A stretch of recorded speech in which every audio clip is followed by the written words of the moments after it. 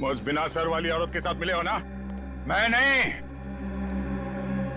तुम उस सरकटी औरत के साथ मिले हुए हो। मैं जानता हूं, मैं छोड़ूंगा नहीं तुमको। तुम और उस औरत दोनों को खत्म कर दूंगा मैं। तुम मुझे मारना चाहता है ना? छोड़ूंगा नहीं तुम्हें।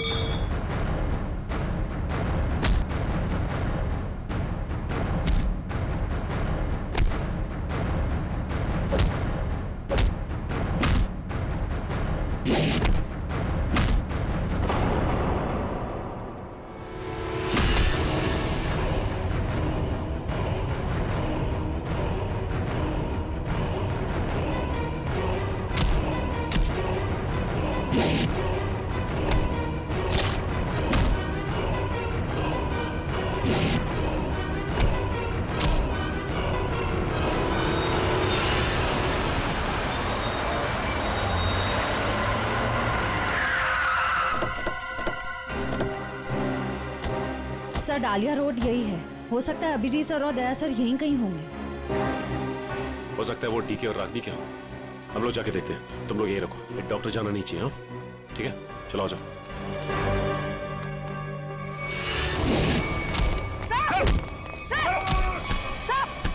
अभिजीत सर, क्या कर रहे हो आप लोग? सर, क्या कर रहे हो आप लोग? संभालो। क्या कर रहे हो? अभिजीत सर, सर क्या कर रहे हो? प्लीज नहीं सर। चल जल्दी चल, एंटीडोट दे जल्दी।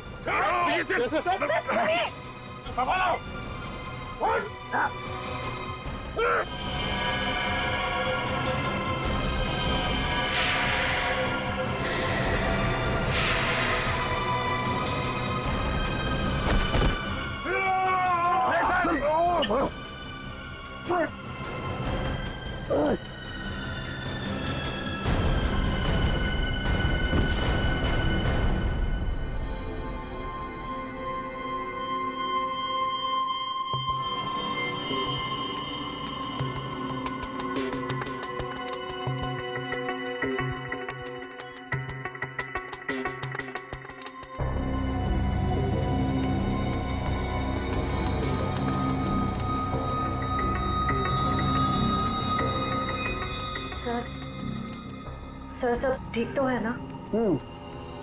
एंटीडोट ने असर शुरू कर दिया, थोड़ी देर में होश आ जाएगा दोनों को।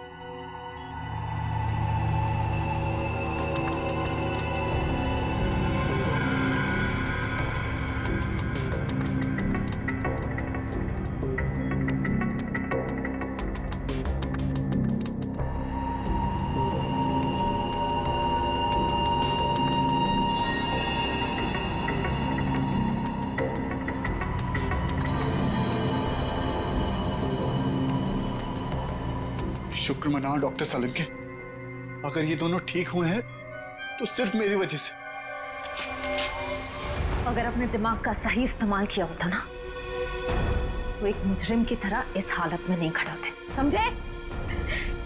विकास अंकल, आपकी वजह से मैं भी एक मुजरिम बन के रह गई। अभी तो सिर्फ तुम दोनों का गुनाह सामने आया है। जिस दिन तुम दोनों को सजा मिलेगी ना, उस दिन समझ में आएगा कि गलत राह पे चलने का अंजाम क्या होता है।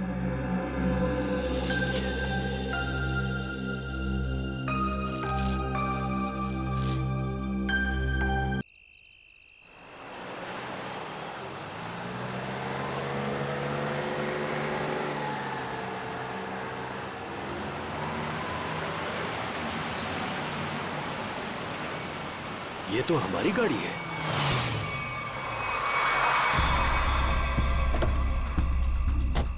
ये तो टीना और आकाश की गाड़ी है।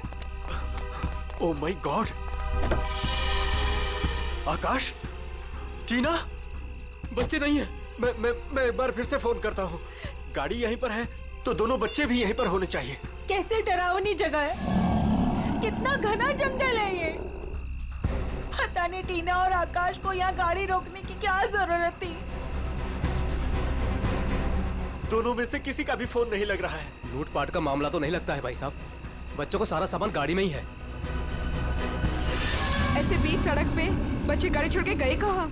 समझ में नहीं आ रहा मेरे दोनों बच्चे कहाँ चले गए, क्या हो गया उनको। मीरा कुछ नहीं होगा हमारे बच्चों को। शांति रखो, घबराओ मत। आओ यहीं कहीं आसपास देखते हैं। आकाश, टीना, आकाश, आकाश, आकाश, मेरी आवाज सुनाई दे रही है? आकाश, आकाश, टीना, पता नहीं इस घने जंगल में बच्चे कहाँ चले गए। मीरा गाड़ी यहाँ पर है तो बच्चे भी यहीं पर होने चाहिए।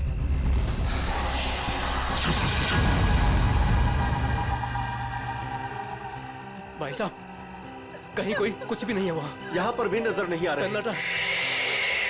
चुप हो जाओ।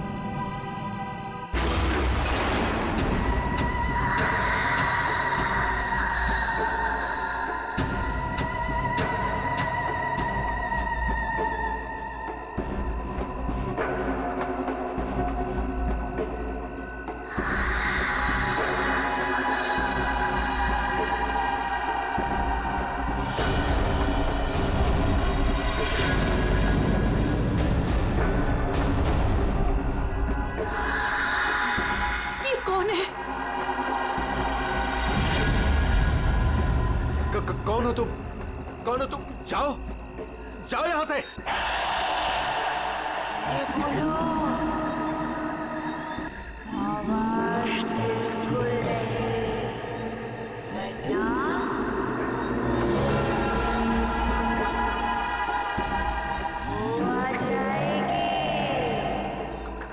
कौन आ जाएगी? कौन आ जाएगी? जो अपना सर हाथ में लेकर घूमती है।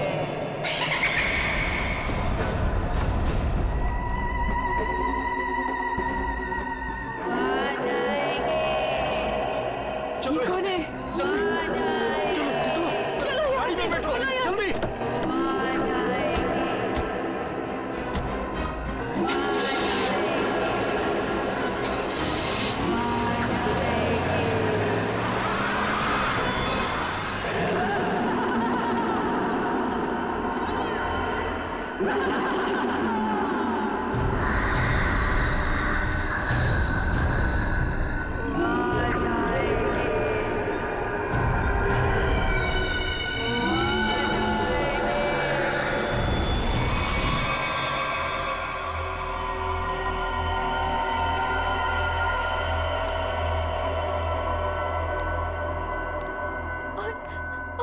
तभी एक औरत आई। उसका सर नहीं था। वो मुझे मारने आई थी। वो मुझे मारने आई थी। उसका कटा सर उसके हाथ में ही था। वो मुझे मार डालेगी। वो मुझे मार डालेगी। बचा लो मुझे। वो मुझे मार डालेगी। ये क्या हो गया मेरी वत्सला को?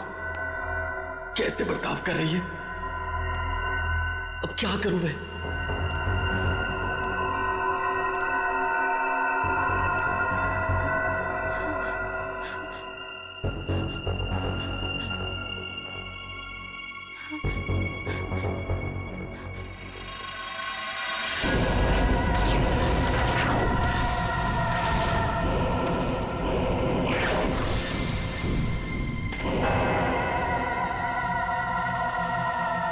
सर, उसके बाद क्या हुआ? उसके बाद वो कटे सर वाली औरत मेरी तरफ घूम गई। मैं डर की वजह से पीछे हट गई। वो मेरी तरफ बढ़ती रही। वो अपना कटा सर मेरे चेहरे की तरफ फेंक। नहीं,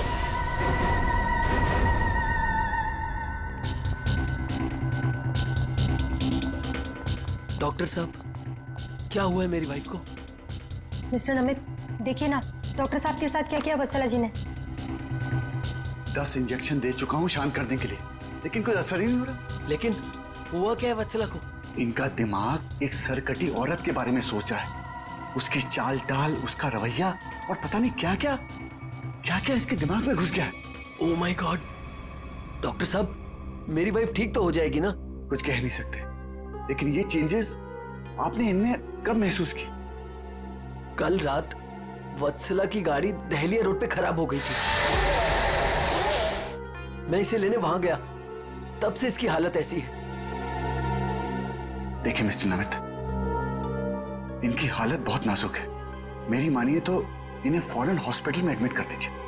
सर, मुझे तो लगता है कि वत्सला जी के साथ जो कुछ भी हुआ है ना, दहलिया रोड पे हुआ है। श्रवण, हमने कहीं वहां से आकर कुछ गलती तो नहीं की ना? अब हमारे बच्चे कैसे मिलेंगे? मुझे तो लगता है उस खूनी औरत ने कुछ कर दिया है टीना और आकाश को। भाई साहब, मुझे लगता है कंप्लेंट लिखवा देनी चाहिए। पता नहीं बच्चे किस हाल में होंगे। उमेश, मैं तो कहता हूँ हमें सीआईडी को फोन करना चाहिए। मैं करता हूँ भाई साहब।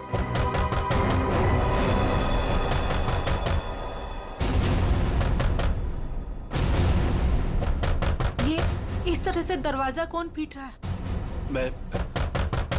मैं देखता हूँ।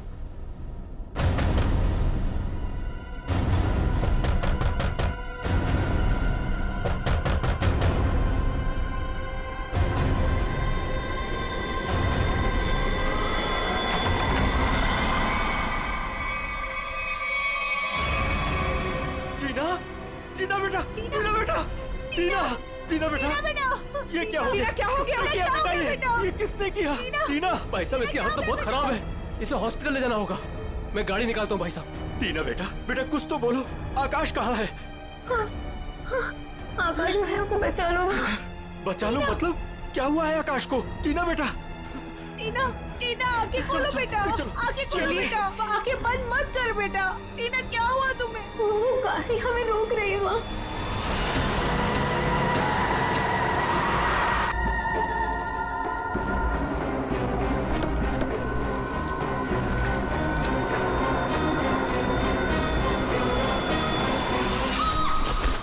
ये कहाँ जा रहा?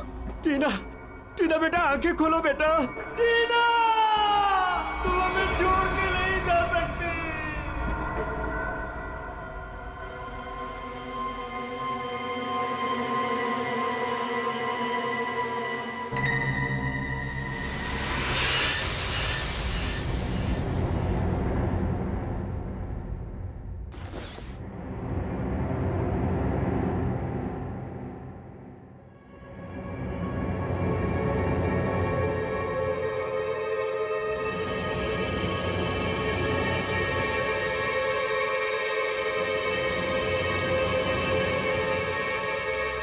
नहीं डॉक्टर साहब, मैं अपनी वाइफ को किसी भी हॉस्पिटल में एडमिट नहीं करने वाला।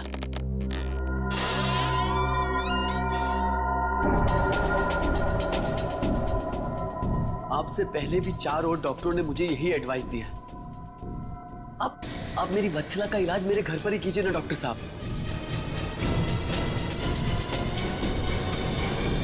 मैं अपनी वत्सला को अपने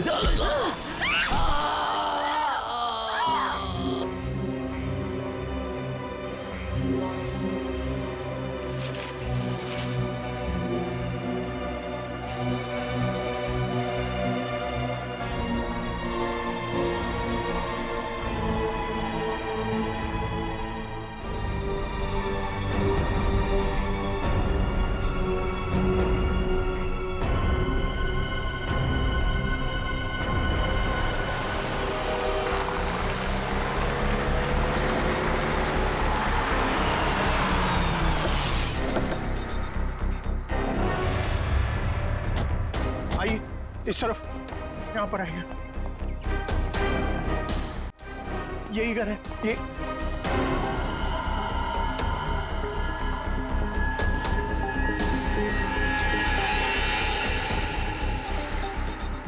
तो यहाँ पे जबरदस्त हाथापाई और तोड़फोड़ हुई है।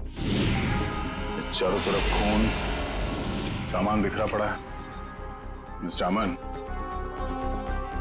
आपको कल रात ही हमें खबर कर देनी चाहिए थी। लेकिन सर, नमित के शरीर पर इतना खून देखा कि मैं डर गया था। भैया, हाँ सर। ये जिस किसी भी हथियार से विक्टिम पर हमला किया गया है, वो हथियार काफी तेज धार वाला होगा। सालुंके साहब, आपको कैसे पता चला? ये देखो, ये छोटी छोटी बूंदें देख रहे हो खून की, ये एक धार में सीधी। सर लगता है किसी चाकू या छोटे खंजर का इस्तेमाल किया गया है। पता नहीं जिसको भी इसने मारा है वो जिंदा है या नहीं। और ये खून से सने हुए पांव के निशान तो घर के अंदर की तरफ जा रहे हैं। तो यहाँ पर नमित के अलावा कोई और भी रहता है क्या? हाँ, उसकी वाइफ। ओह माय गॉड, इनसे तो कुछ नहीं हो गया। भाभी जी, एक मिनट, देखो सर।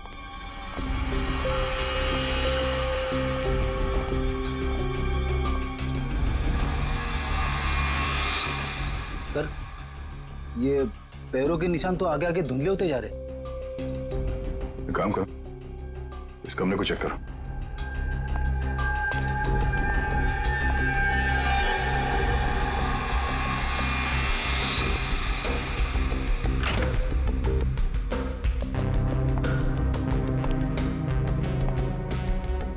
बेड पर तो कोई खून नहीं।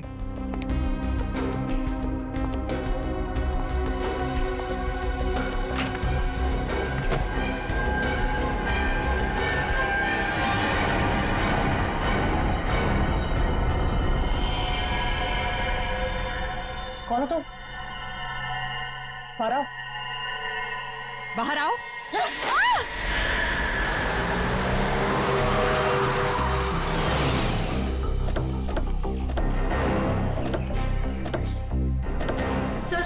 सर यही है मेरी टीना और आकाश की गाड़ी। यहीं पर मेरे बच्चों पे वो मुसीबत आई थी।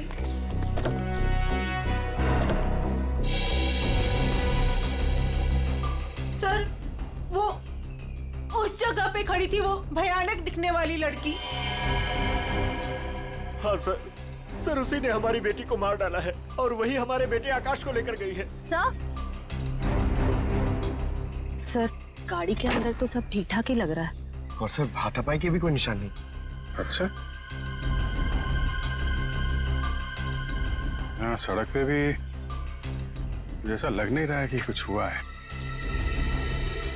क्या टीना ने एग्जैक्टली क्या कहा था? सर वो बता रही थी कि आकाश भैया को बचा लो। बचा लो मतलब क्या हुआ आकाश को? वो ठीक तो है ना बेटा? सर कहीं मेरे आकाश को कुछ हो तो नहीं गया? सर उसके हाथ में कल रात को हंसिया था। हंसिया? सर हो सकता है कि शायद आकाश अभी भी उस औरत के कब्जे में हो और टीना किसी भी तरीके से वहां से भाग गई हो सकता है वो जो कोई भी लड़की है शायद आकाश को जंगल में ही ले गई होगी। हाँ सर, हो सकता है आकाश अभी तक जंगल में ही हो। चल के देख लेते हैं। सर हम भी चलते हैं आपके साथ। नहीं, आप लोग यहीं रुकिए, जंगल थोड़ा खतरनाक है। एक्चुअली आप लोग घर जाइए, कुछ भी पता चलता आपको फोन कर देंगे। ओके? ठीक है सर।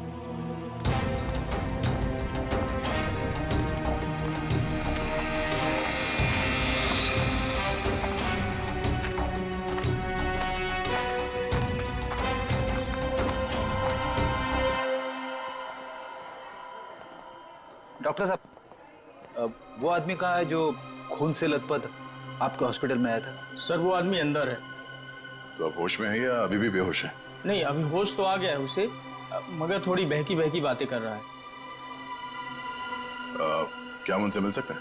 जी बिल्कुल, आइए।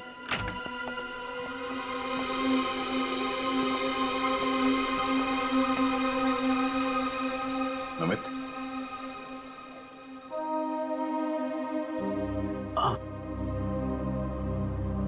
कौन? हम लोग सीआईडी से हैं। क्या तुम बता सकते हो कि ये तुम्हारे साथ कैसे हुआ? मार डाला मुझे। मेरी वत्सला ने मुझे मार डाला। पूछिए अमन से। मुझे रोज पिटती थी, पर मैंने कभी भी गुस्से से उसे नहीं घूरा। हाँ सर, मैं हमेशा इस बेचारे की दर्द भरी आवाज सुनता था। मैं समझ जाता था कि भाभी जी का बेलन इसके सर पर बज रहा है। नमित, हम तुम्हारी पत्नी से मिल चुके हैं। कुछ न कुछ तो गड़बड़ हुआ है उसके साथ, लेकिन अचानक वह ऐसा बर्ताव क्यों करने लगी? भगवान, पता नहीं जब से दहलिया रोड से आई है किसी सरकटी औरत के बारे में बात करती है और किसी पर भी टूट पड़ती है, जैसे जान ले लेगी वो किसी की भी। फिर दहलिया रोड, मतलब जो भी गड़बड़ है वो इस दहलिया रोड पे ही है।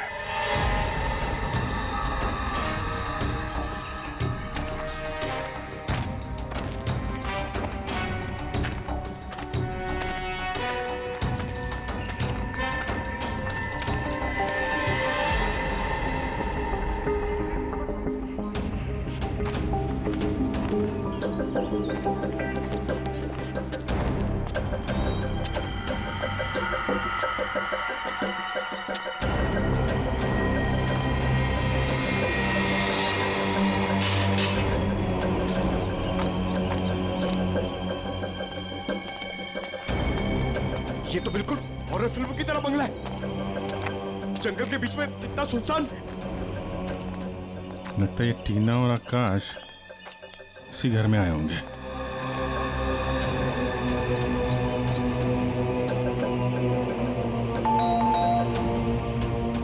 ज्यादा फिल्में मत देखा करो।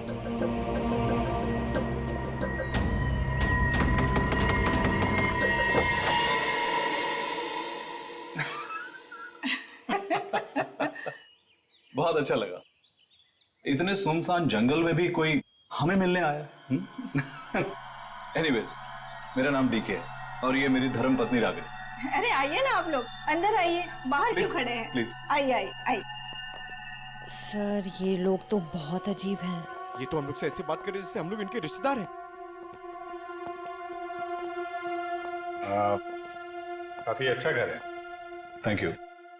आसपास दूसरा कोई घर नहीं दिख रहा है, तो इतने सुनसान जंगल में आपने घर बनाया? बनाया नहीं है सर, खरीदा है। वो क्या है ना कि हम दोनों पति पत्नी एक कलाकार हैं और अपनी सोच के आकार को पूरा करने के लिए हमें शांति और एकांत की सख्त जरूरत रहती है।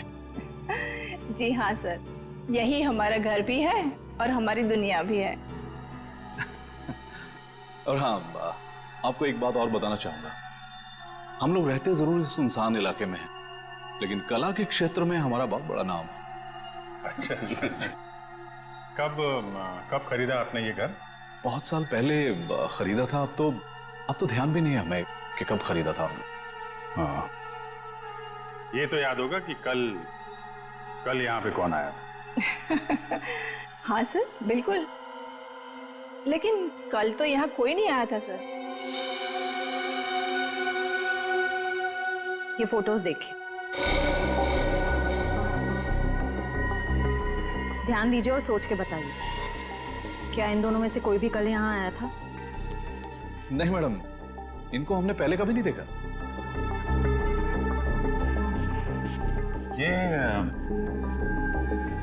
ये कौन है? ये हमारी बेटी अंशिता। 14 जुलाई 2013 को प्लेग की वजह से इसकी मृत्यु हो गई थी। बहुत याद आती है हमें हमारी बेटी की। हम लोग आपसे कितने सारे सवाल पूछे जा रहे हैं, आप नहीं पूछेंगे कि हम लोग कौन हैं और क्यों इतने सारे सवाल कर रहे हैं आपसे? कौन है आप लोग, आप बता दीजिए। हम लोग कौन है घर के अंदर? नहीं, कोई नहीं है। नहीं, कोई है।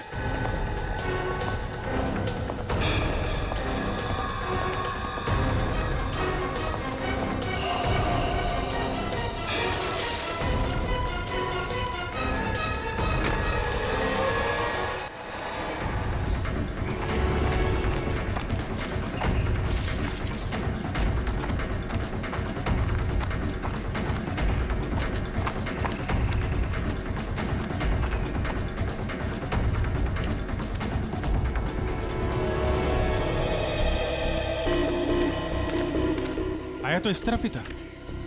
कहीं हमें देखकर छुप तो नहीं गया? हो सकता है आकाश भी उसी के साथ ही होगा शायद। देखते हैं।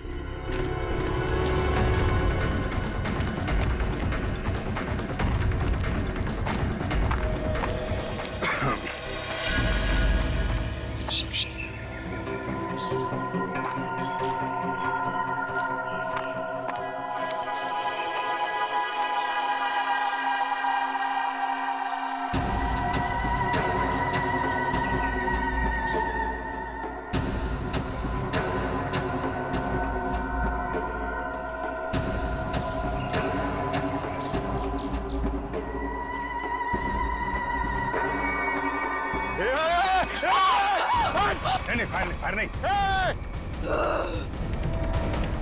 कर नीचे। कौन है तुम? क्या कर रही थी उस घर के अंदर? हसिया नीचे फेंको।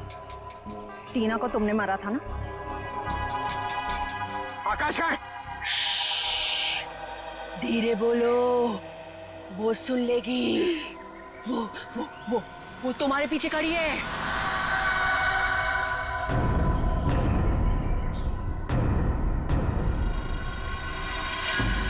कौन है हमारे पीछे?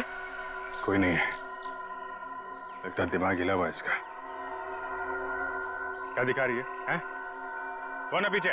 वो तुम्हारे पीछे बिना सर वाली औरत अपना सर हाथ में लेके दिखा रही है। सर, ये उस सिरकटी औरत की बात कर रही सर। वो वत्सला जैसी बातें कर रही है। हमारे पीछे कोई नहीं है। किसकी बात कर रही हो तुम?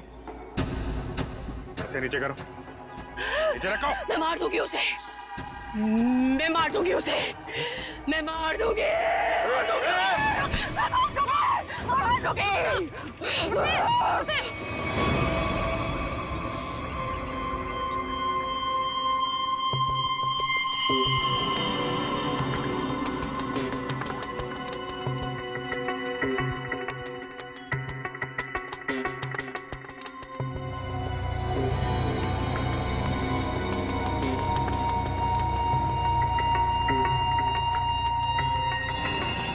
डॉक्टर मल्लिका, आप भी वही सोच रही हैं जो मैं सोच रहा हूँ?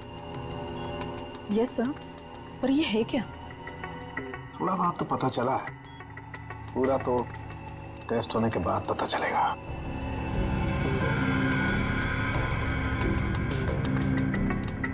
सर, मुझे लगता है कि आप ये कलर एरिया देख रहे हैं। ये ब्रेन टेल की नर्व्स की तरफ आ रहा है। इन दोनों औरतों के दिमाग के साथ छेड़छाड़ी की गई है।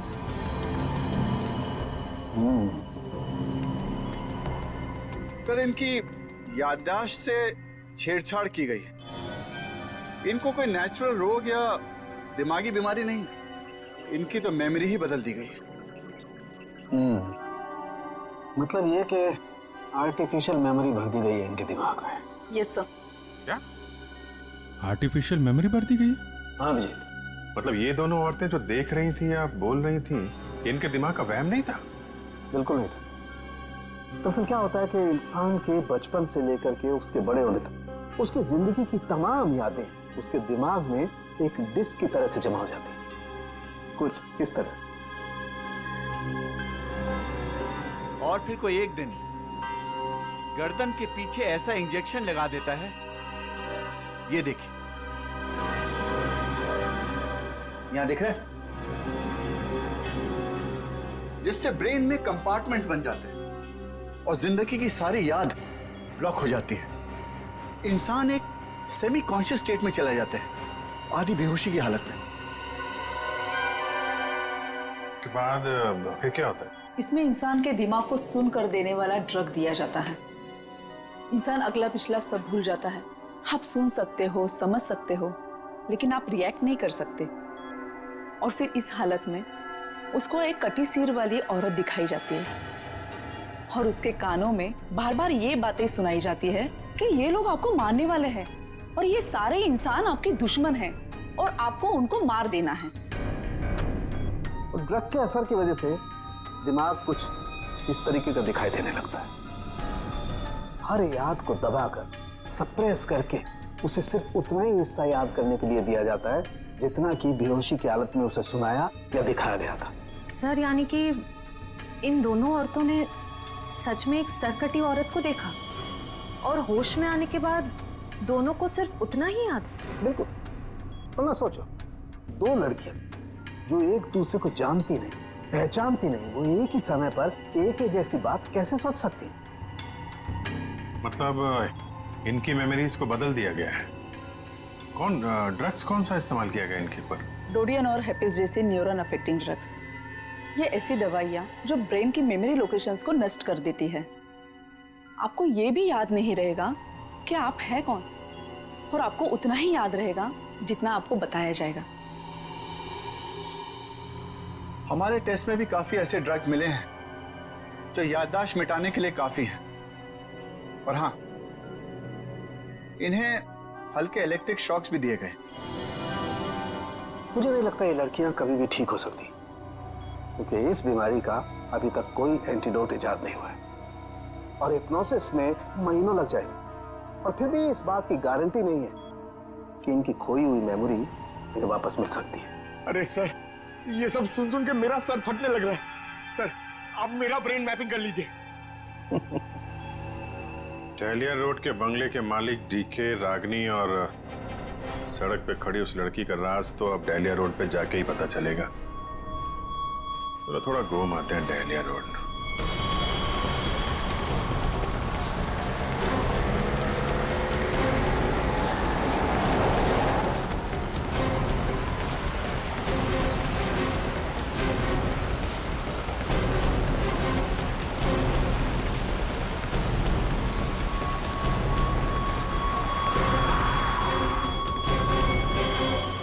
ये हमारी बेटी अंचिता, 14 जुलाई 2013 को प्लेग की वजह से इसकी मृत्यु हो गई थी। ये तो वही लड़की है, डीके और रागिनी की मरी हुई बेटी। मेरी मदद कीजिए प्लीज। कैसी मदद? मेरा मतलब क्या मदद चाहिए आपको? मेरे मम्मी पापा अचानक से बेहोश हो गए। मैंने बहुत कोशिश की उन्हें उठाने की, पर वो नहीं उठे। कहाँ है कहाँ आपके मम्मी पापा? घर पे आके देखिए ना प्लीज, पास में है। चलिए आइए। कहाँ पर है? चलिए। अच्छा, इन नाम से कोई भी रजिस्ट्रेशन नहीं? ओके ठीक है, थैंक यू सर। सारे पेंटर्स एसोसिएशन में फोन कर लिया सर, मगर डीके और रागिनी के नाम से कोई भी रजिस्ट्रेशन नहीं। सब कुछ झूठ बोला उसने। मुझे तो लगता है कि उसने अपना नाम भी गलत बताया है। जयवंती, कुछ पता चला? नहीं सर, अभी तक कुछ भी नहीं पता चला। मगर सर, कितने कॉन्फिडेंस से झूठ बोल रहे थे दोनों। लगता है सर अब एक ही रास्ता बचा है, उन्हीं से सच उगलवाना पड़ेगा। नहीं जयवंती, पहले उसकी सारी डिटेल्स निकालते हैं, फिर उठाते उसे। लेकिन सर पता कैसे चलेगा? एक काम करो, डहलिया हाउस में जो इनकी तस्वीरें खींची गई थी उन्हें क्रिमिनल डाटाबेस से और मिसिंग केस फाइल से मैच करवा के देखो, शायद असलियत सामने आ जाए। आइए। यहाँ इतनी रोशनी कम क्यों है? वो घर आबादी से दूर है ना, इसलिए वोल्टेज थोड़ा कम है। ये देखिए। दोनों एक साथ कैसे बेहोश हो गए? कहीं इस लड़की ने तो कुछ नहीं कर दिया?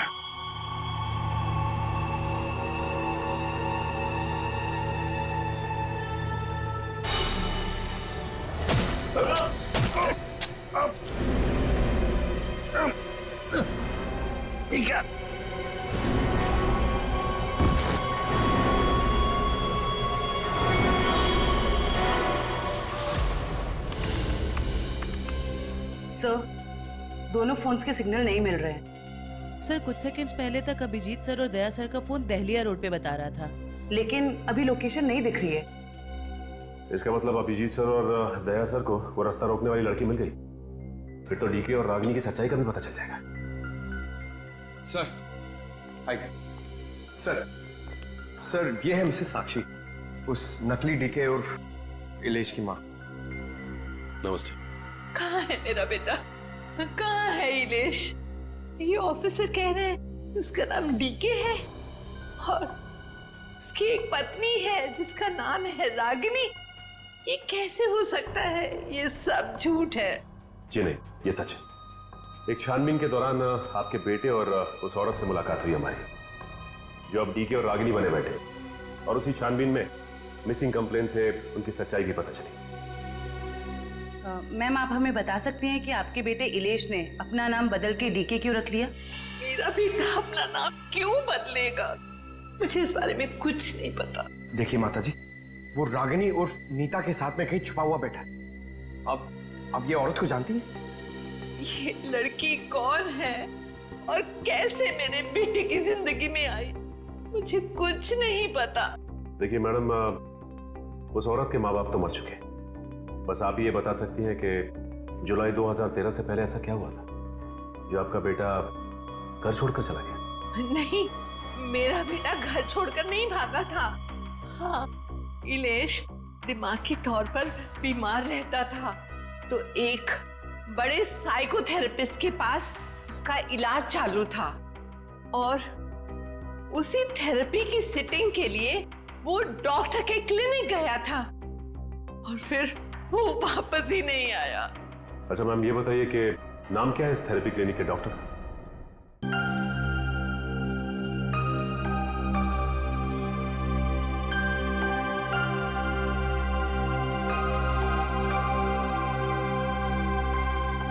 हम ये दहलिया रोड वाले बंगले पे? नहीं यार, न्यूरो सेंटर में है भाई।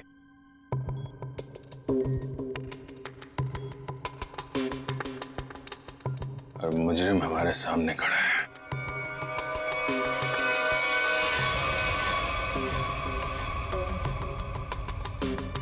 अच्छा एक बात बताओ, तुम्हें अभी वो कटे हुए सिरवादी औरत और वो भयानक आवाज से तुम ही सुने थे? सर वो तो उस वत्सला के दिमाग में था, और वो जंगल वाली लड़की के दिमाग में भी, वो जो हंसिया लेके घूम रहे थे।